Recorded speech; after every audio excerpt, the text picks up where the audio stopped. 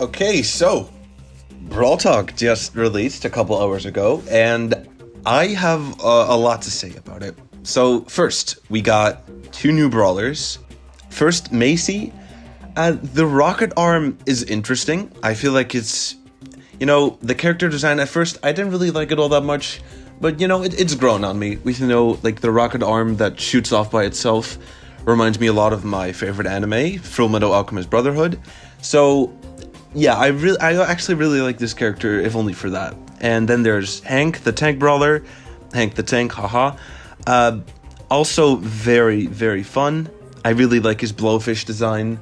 And although one thing I do have to say about these two is that while their character designs are fun and I like their voices, at least based on what I've been able to hear, their kits don't really seem all that interesting to me. Like, yes, their main attacks are fun, but the supers are just meh. Like, Maisie's super is just like a ground pound in a bit. Like, it's just like an instant dynamite super with around. Like, it's like Dynamite X Jackie. You know what I mean? So that super's not that interesting. And Hank's super is just Spike's popping pincushion gadget, but worse. So that's a bit disappointing. But for the rest, although we don't know any of their star powers or gadgets, so that might actually increase their variety and how much I like them. Next, there's the skins. Honestly, I really love the skins. They really suit the theme well this season. At first I was anxious that they're doing another plant thing. Won't this be too similar to the Biodome season? But honestly, it really doesn't. It feels very distinct from one another. And I'm actually very glad that Bo and Nita and Leon actually have their own environment now, because I honestly thought they would never get it. Yeah, the new brawlers don't really fit with this theme, but it doesn't really matter. It still works, on its own. Next, this is the big one, Bling. I have been waiting for something like this, actually, ever since they put the Brawl Pass into the game, because Brawl Pass was such an amazing way for anyone to spend their gems that there really was no reason to use, as a free-to-play player. I'm not free-to-play. I occasionally buy gems so I can get the Brawl Pass and other skins that I like. But for free-to-play players, they really had no more reason to ever buy skins anymore. So, because, the Brawl Pass offered such amazing value for the gems that it cost.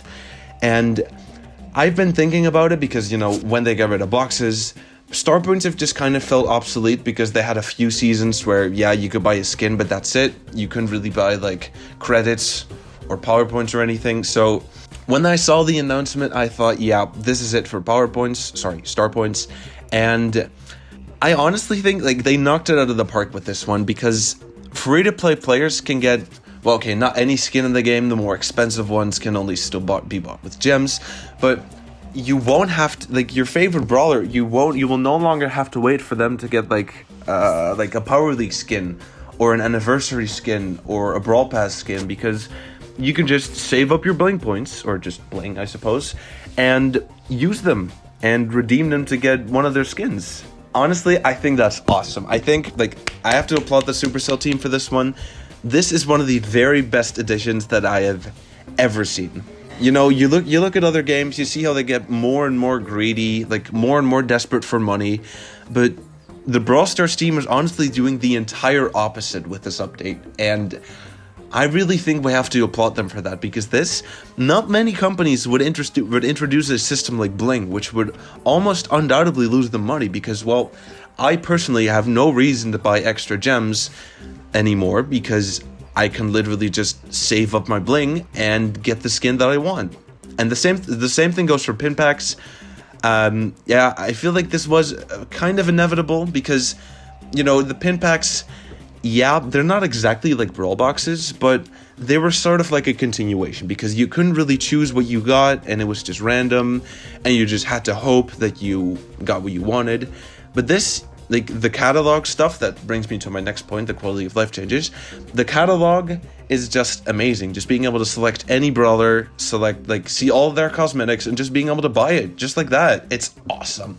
Again, kind of inevitable because the roster is ever growing and every brawler keeps getting new skins, and I think that's cool. And something else that I noticed in the Brawl Talk is that players are able to try out skins that are no longer available. As an example, I saw Star Shelly pop up, and I think it's awesome that, you know, they can feel how the skin works and the way it shoots and stuff without actually owning the skin. So I think that's cool because I personally own Star Shelly and I don't want them to return it because I like my exclusivity. And then there's some other small things like showing the highlight of the match that would actually make it a lot easier for, you know, getting to the good stuff when you're recording something.